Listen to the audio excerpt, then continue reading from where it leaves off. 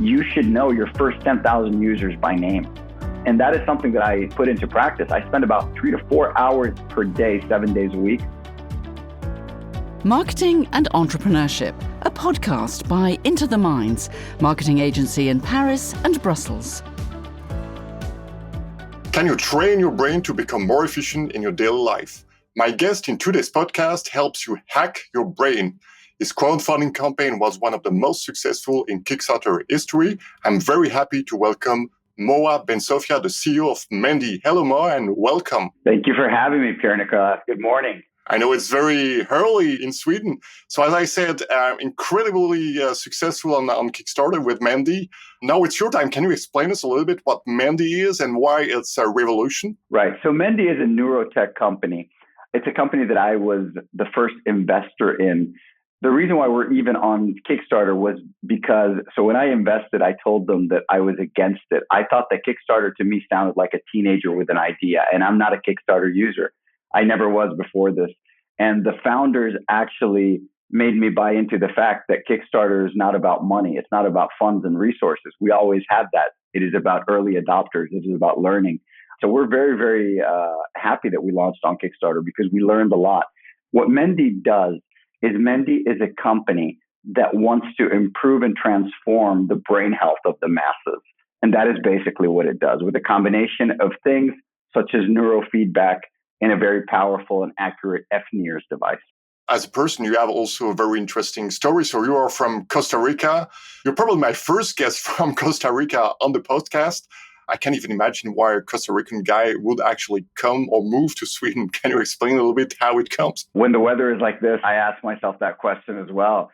Well, basically, yeah, I am from Costa Rica, but I've been in Stockholm since 2014. So I've been here for a while, and the ecosystem is just incredibly rich. I've been incredibly fortunate. There's so many amazing companies, and I've been involved in a lot of different verticals, and that is the reason. My journey here started with a company called Fishbrain, which I helped scale, and then that turned into other companies, and now I'm involved in a lot of projects as an owner, and Mendi is my job and my obsession. Okay, well, so tell us more about that obsession. So let's talk about first thing first. Let's talk about the genesis of Mendi. Where does the idea of Mendi actually come from? And I'm going to, for those who are watching us on YouTube, I'm going to share my screen and put a video of the Mendi device so that you can see how it looks like. So tell us a little bit how it works. Well, first of all, I take no credit for Mendi. That is the first thing that I need to clarify. Mendi is a company that was started by a Swedish engineer. His name is Sammy, who is somebody that was burned out. It's one of those serendipitous things where he met another Swedish engineer and they ended up making a product. So one of these engineers, who is a serial entrepreneur, basically burned out.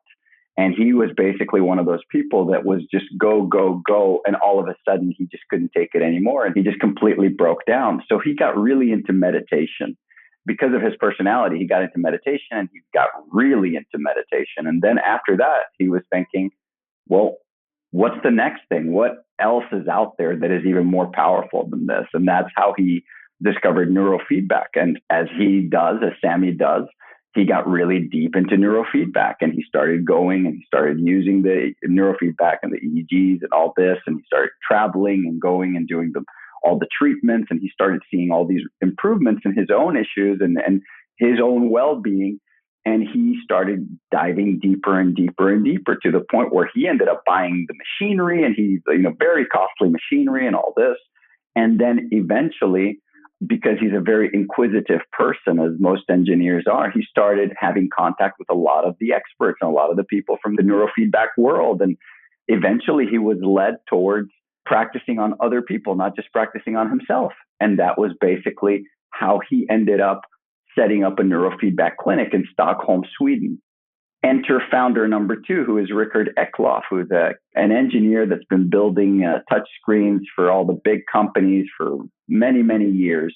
And he walks in to the neurofeedback clinic for a consultation, and they meet and they start talking, and he takes a look at everything and he says, there must be a better way of doing this. There must be a way of building this for the masses at a fraction of the cost. And he's one of those people with just unbelievable values that will trade self-gain for the gain of the masses any day of the week. And that is how Mendi was born. And this is, by early 2018, they already were building things. Well, that's quite incredible. It sounds to me like serendipity, when people magically meet each other and then you come up with a very interesting product, right? The funny thing about it is that I had never, when all of this is happening and the backstory that has built this company that I am running now, I have never heard of neurofeedback. I have never meditated. I know nothing about this space. And I have never heard of Mendi. Or the reason why I ever got in touch with them was because it was about 6 years before, when I was with Fishbrain, I met at an afterwork, because Fishbrain was like one of the cool companies in the ecosystem back then. And people knew that there was this Costa Rican guy that was helping scale it. And this guy had come up to me at an afterwork and added me on Facebook. And then 5.5 years later, he starts messaging me, "Hey, do you remember me? I've got this thing." I don't remember you. I don't know who you are. But he's like, "I've got this thing. It's amazing." And that happened to be Sammy. That happened to be one of the founders. And that is how I, as I always say, slipped on a banana peel and landed on Mendi. So I take no credit for absolutely anything. Wow, that's a great story. You are a great storyteller too, right? The truth is colorful. Does it work? So on another podcast, I had a guest who is also very successful. It's a Swiss company. They have invented a new keyboard. And he told me about how difficult it is for users to get used to new things. So we've been used to working with Averti or QWERTY keyboards for decades. And he explained me how difficult it is to actually rewire the brain. Is Mendi doing something for rewiring the brain, or what kind of effect can I expect from Mendi? I think as we get deeper into this conversation, I'll get deeper into neuroplasticity and all these things, but I'm going to give you a little bit of my background after that stage. I'm going to keep kind of telling the story in a very non-scientific way because I am not a scientist. And I have learned this in my 40s. I have learned this very, very recently, and I've become so engulfed by it because of my own personal experience. When I actually eventually met Sammy after he had messaged me, I met him because I went to see another company of mine. So I went to visit the founders of another one of my companies, and they needed some advice on something. And I went there and I wrote, "Sammy, all right, come show me what you're doing." And he comes and he brings me this device, this Mendi device. And he says, "Well, this device, it fixes this and it fixes that and it heals this and it heals that and people do this." And it sounded like snake oil. And I asked him, "Well, who has invested?" Because you could tell it was a very beautifully designed product that it looks like it was made by a big company. I could tell it was very sturdy. It was great quality.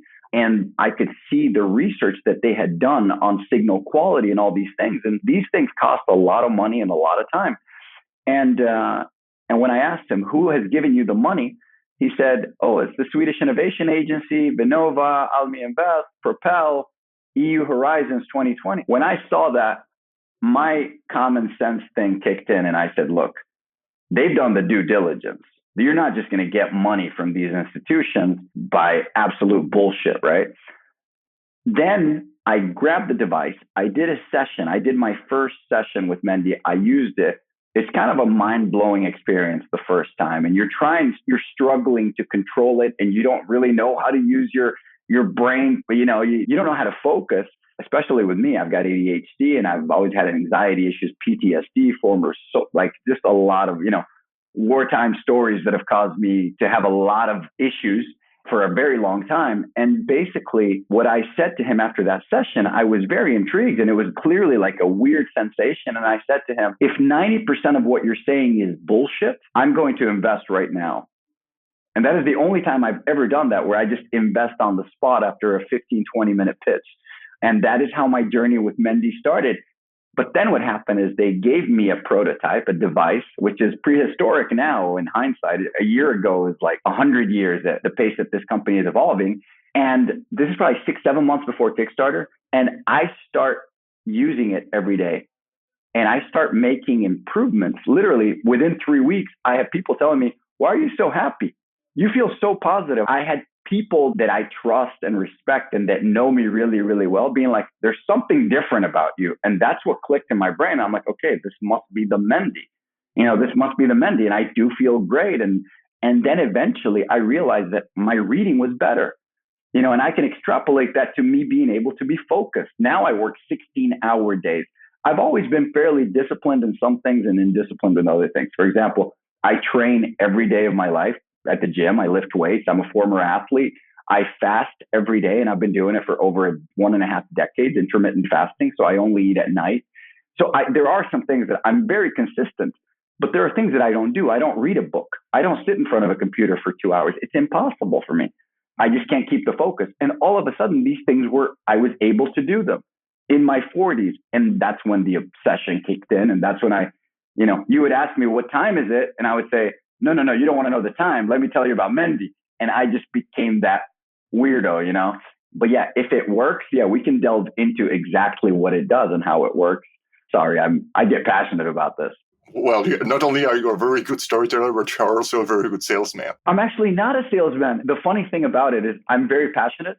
But, after Kickstarter, because we get a lot of publicity because of what we did on Kickstarter and stuff, I'm not even proud of the Kickstarter campaign. I'll tell you why. Because Kickstarter was never about money. And we ended up breaking it was the biggest mental health related campaign in history and all that. I used to come out literally as we were breaking records and my team was telling me, oh, let's announce records and stuff.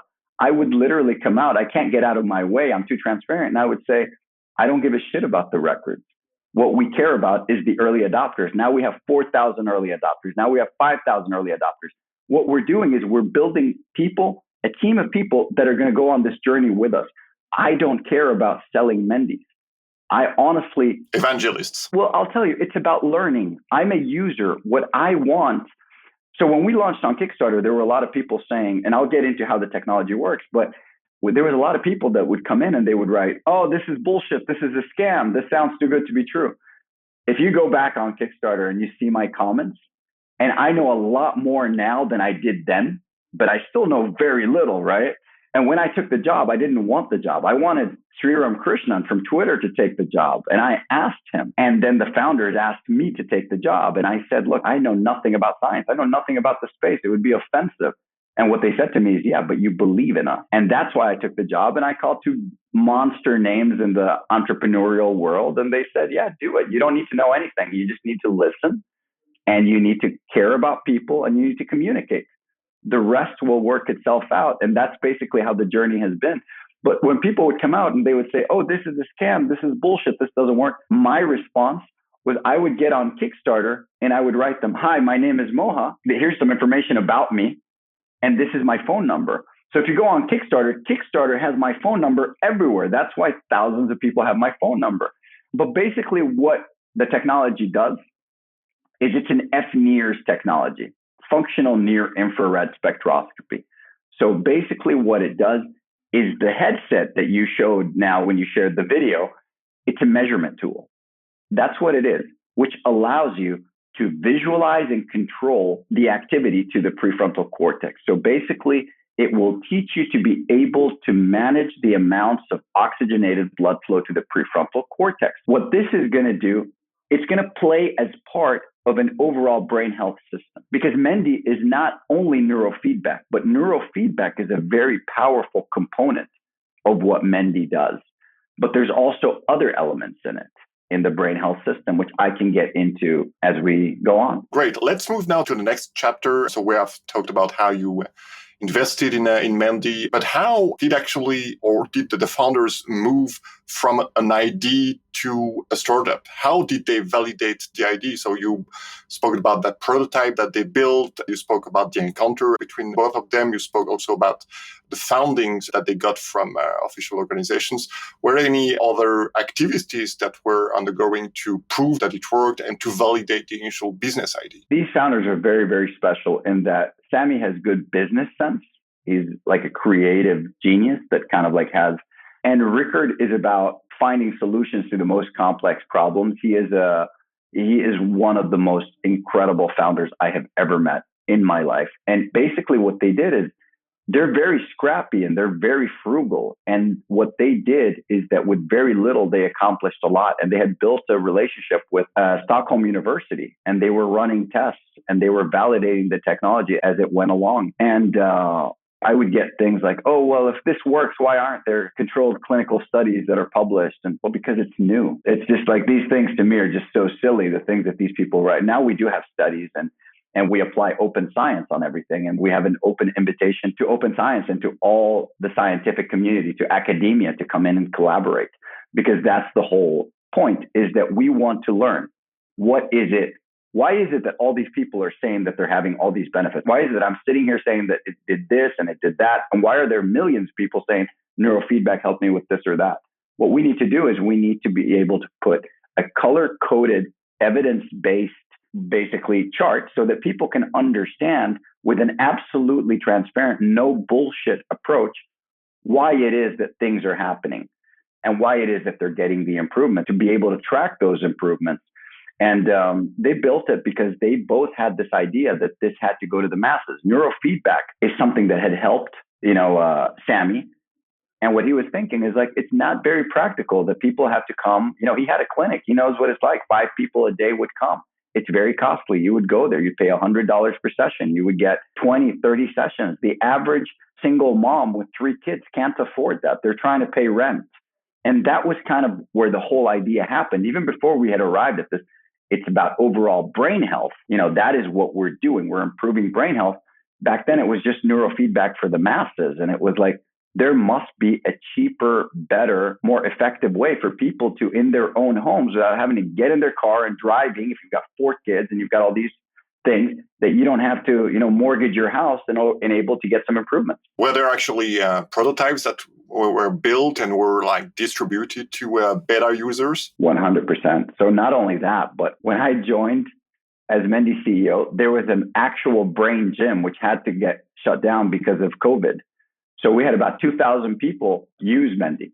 So basically this brain gym, which is, you can Google it. I mean, it's an actual gym with 6 tables where people would come and they would do Mendi sessions. So people would book it online.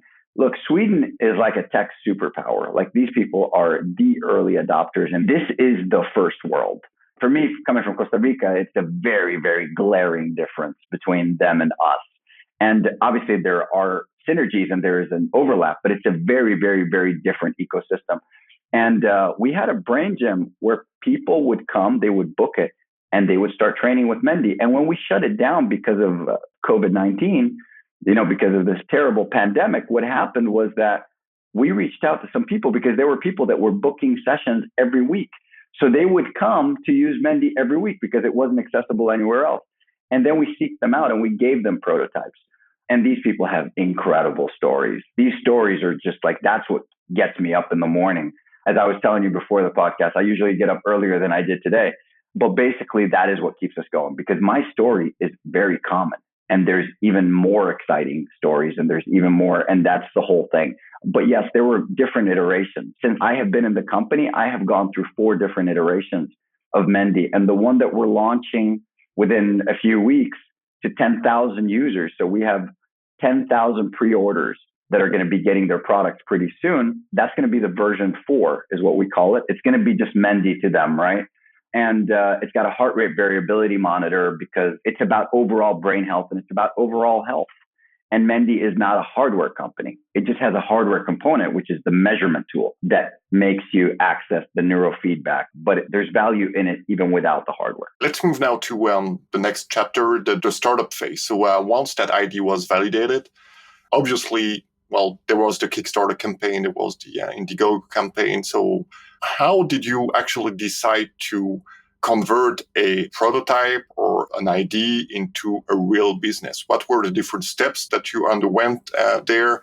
And perhaps it's also the time to let us know a little bit more about the Kickstarter campaign and the crowdfunding campaigns that you ran that were actually successful. So the whole idea was, how do you manage, because there is a hardware component, how do you separate the production from the sales? That is a big upfront cost. How do you mitigate it?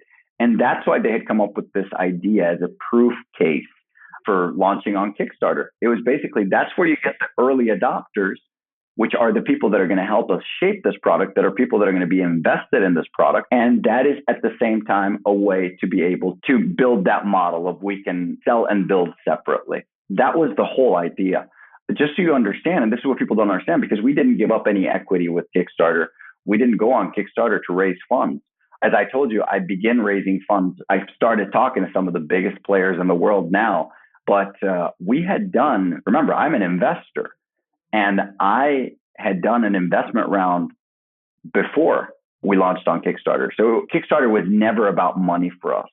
And the priority is not on sales, because after Kickstarter, I literally pretty much shut down sales.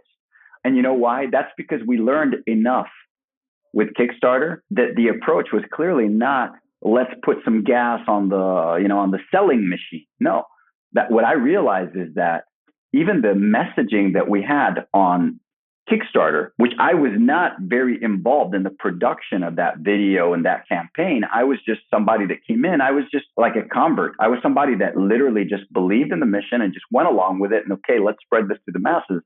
But I think I had my steepest learning curve during Kickstarter when people started coming out to me and saying, hey, this is bullshit. Hey, you can't say this. And my response has always been the same. I always say there is nobody on this planet that is more consistent than I am. I will dare anybody. I am the most black and white human being in the world. And I always say I'm either the worst CEO in the world or I'm the perfect CEO for Mendi, because I literally don't give a shit about the sales and all that. The only KPI that we really care about is lives improved, because I'm one of them and I have come to meet a lot of these people. And basically what happened was that we understood that the focus needs to be on science. And what I did is I went out and I found the most hardcore branch of science. So I went and I seeked out those open science, hardcore black and white neuroscientists. And they would ask me, why are you calling us? What's the agenda? And my answer was, the agenda is the truth. Like, let's find the truth. And they're like, well, what if the truth doesn't let you sell Mendi? I'm like, that's great, because I'm not trying to sell Mendi. I'm trying to fucking learn. I'm trying to understand. And they would tell me, well, what if we tell you something that you don't want to hear? I'm like, well, the sooner I hear it, the better, so that I can pivot. What if there's something that needs to be done that is completely different? So basically, there is absolutely no fear, because we're hiding absolutely nothing. We know that we don't know all the answers. People ask me questions like, well, are these changes that you have made, are they permanent? What happens if you stop using Mendi for 5 years? You know what my answer is? And I'm sorry if the swearing is a problem, but my answer is, how the fuck am I supposed to know? I don't know. And you know what the neuroscientists would tell you?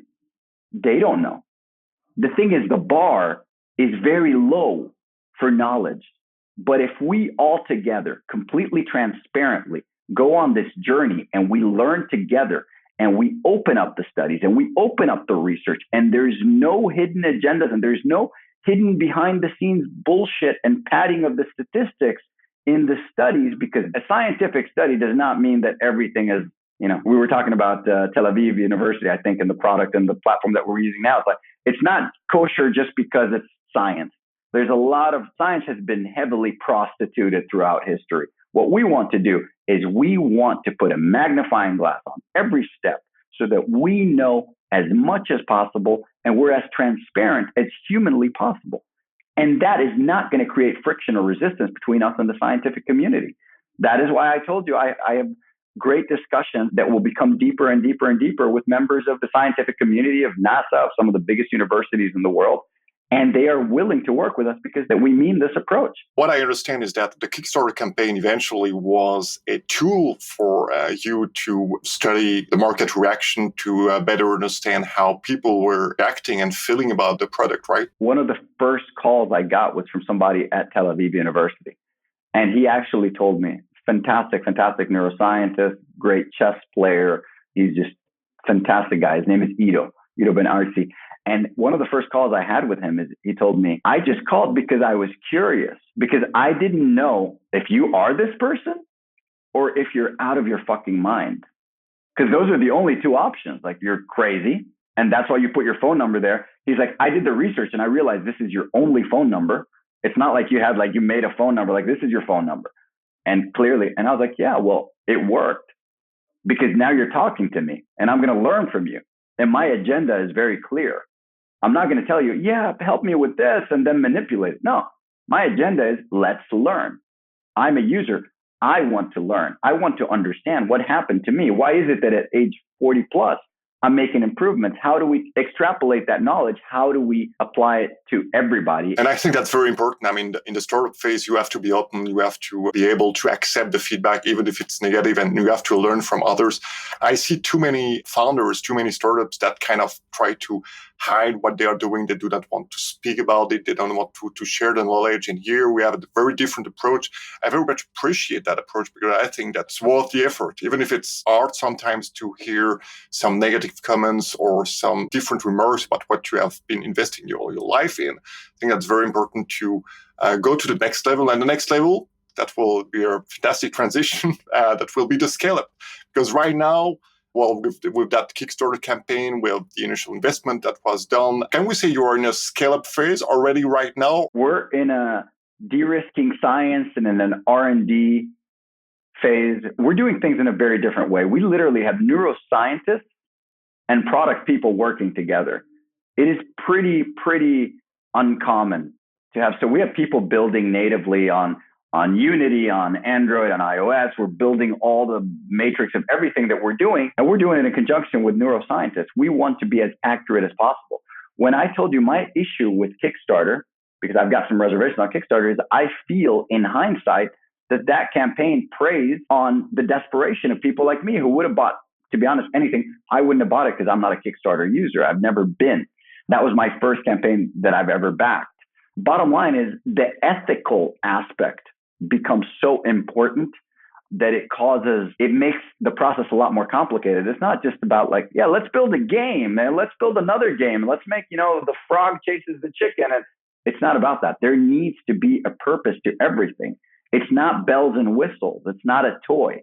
This is something that is meant to improve people's lives. Okay, so what is actually the next level you want to reach, and how does the scale-up process actually look like? When you talk about scaling up, you have to understand that we're in a phase right now where we're not looking to add users. We're looking to learn from the ones we have. We have 10,000 women and men. By the way, 35% of them are millennials. And a lot of them are what we call the urban warriors. And they're trying to cope with the stress of modern society.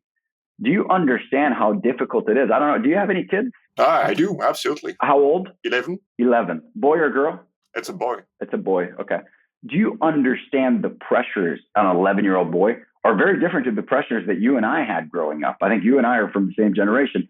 It's very different. It's a lot harder growing up today. Like, I hear all these stories of all these teenagers having panic attacks and having all these issues of social anxiety. And it's because there's so much noise. There's so much bullshit. There's Photoshop and Instagram and notifications and fake tits and everything is perfect and everybody's rich and everybody's happy and everything. Nothing is good enough. That plus all these stressful things in modern society is advancing. It is evolving. Technology is evolving at a pace that is so unfathomable that our brain really does not have the capacity to deal with it. What we are doing is we are in the business of building brain resilience. That's when elements that are very exciting, if you want to, we can go into as deep as you want, things like self-efficacy and resilience and brain hygiene. That's when these things come in. Mendi is intended for healthy people. It is intended for people that are looking for brain health. We know that 89% of the 10,000 people that have backed us right now, so approximately 8,900 of them, don't have an interest in any specific condition. They're just people. They're like when you go to a gym, most people at the gym look like you and me. It's not the person that weighs 700 pounds, the person that is critically ill that needs something desperately. It's the people that look, but you want to be in better shape. You want to take care of yourself. That is what we're going with. Of course, we're going to learn a lot. Now we're at the phase where we're building cohorts. So instead of saying scaling as in we need a milestone where we want to hit $10 million in sales or 30,000 more people using Mendi, that's not how we're looking at it right now. What we're looking at is we have 10,000 people. How do we hold their hand, engage them, build those cohorts, and start building this brain health system that is more and more personalized to each of those 10,000 people? And advice that I got from a very, very good friend of mine who happens to be the CEO of Spotify was, you should know your first 10,000 users by name. And that is something that I put into practice. I spend about 3 to 4 hours per day, 7 days a week, talking to users. And a lot of these users don't have money to buy Mendi. They will never be Mendi users. Money is not the motivation. Understanding people is the motivation. We have that 10,000 people cohort right now, I guess, and correct me if I'm wrong, but I think you want to go higher than that. You want to have bigger cohorts, a large number of people using Mendi. What does it take actually to go from 10,000 to 100,000 to 1,000,000 users? The answer there is actually maybe surprising, but it's actually very easy. I've done this with phishing apps, and I've done this with other stuff that is way less important. With us, we know we're going to acquire 24,000 more Mendi users in 2021. How do you do that? We know that because we have data, because we're very data driven and we understand how to do things. For us, we're not going to start scaling until Q3 of 2021. So our only priority is these 10,000 users until then. Yeah, we will be selling. We're going to move to our own platform. We're on Indiegogo now. We went from Kickstarter to Indiegogo. We're building the science. We're learning from people. We're talking to the users. And that's going to become a lot more. That's going to become a lot deeper in 2021 and Q1 and Q2. But those people that are buying a Mendi right now, that are buying a headset and that are going to be using the software, those people are going on a journey with us for the next few years. That is what we're doing. We're taking these people on a journey with us, understanding those people, their motivation. There's going to be constant surveys. There's going to be the World Health Organization mental health questionnaires, all sorts of different things that the scientists are looking over. And at every step, they are analyzing so that these cohorts, we can provide the best possible guidance for the usage of this brain health service for our users. After that, that is when we start with the sales. And it's not an obsession with sales. Yeah, let's hack it and do whatever. It's got to be a very ethical way.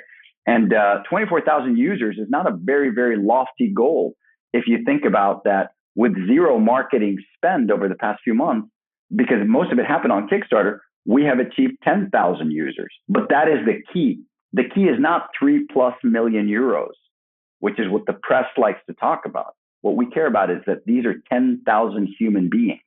These are 10,000 people, and that each Mendi device can be shared by all the members of the family. So this potentially can be 30, 40, 50,000 people. It's never been done. The aggregate anonymous data that we can use to be able to find answers to the questions that we want is game changing. That is one of the reasons why the scientific community is very excited about what we're doing. And we're very open about everything that we do. Let's talk about the future. Let's project ourselves in 3 years from now. So the curves have been built. We know, and I think that's a very big challenge, the product is being adopted and is being regularly used, not like other technological devices that are being bought and after a while they are just in drawers and not being used anymore. But let's assume for a moment that the journey goes well. How does the future for Mendi looks like for in 3 to 4 to 5 years? The metric that we look at, I have a chairman of the board who is a fantastic person that I trust with my life. His name is Marcus Exall. And this is the guy who I remember when I made a little bit of money. Motivation changes, you know that, Pierre, with time. There's different stages in life. And the way you look at things, it's a very selfish thing, but we do it based on where we are in life at that moment. And for me, a few years ago, it was all about, when you're desperate for money and you don't have money to pay the rent, it's all about money. Then when you have a little bit of money, for some people, that means they want to have more money. And when they have 1 million, they want 10. And when they have 10, they want 100. And when they have 100, they're thinking, oh, why does that guy have 1 billion? And why does that guy have 10 billion? And it never ends. For other people, it's different. And it just becomes, I have more money than I thought I was ever going to have when I was in Costa Rica. And I have access to these incredible people and I have access to this incredible life, which I don't feel that I deserve. I just happen to, like I said, slip on a banana peel and end up here. I was just lucky enough that I was in Stockholm and they're building these amazing things. This guy who is in London, Marcus Exall, I asked him, I have so many investors coming up to me and asking me what my investment criteria is. And I've invested in random things and I really couldn't pinpoint it. And I was like, Marcus, what is your investment criteria? And he said to me, what you do is when you find a great company, you take the founders out to dinner. And if they look the waiter in the eye, then you invest. And if they don't look the waiter in the eye, you leave it on the table. It doesn't matter if it's the next whatever. It doesn't matter if you leave $10 billion on the table. It doesn't matter because we're in the business of investing in good people that want to do good things.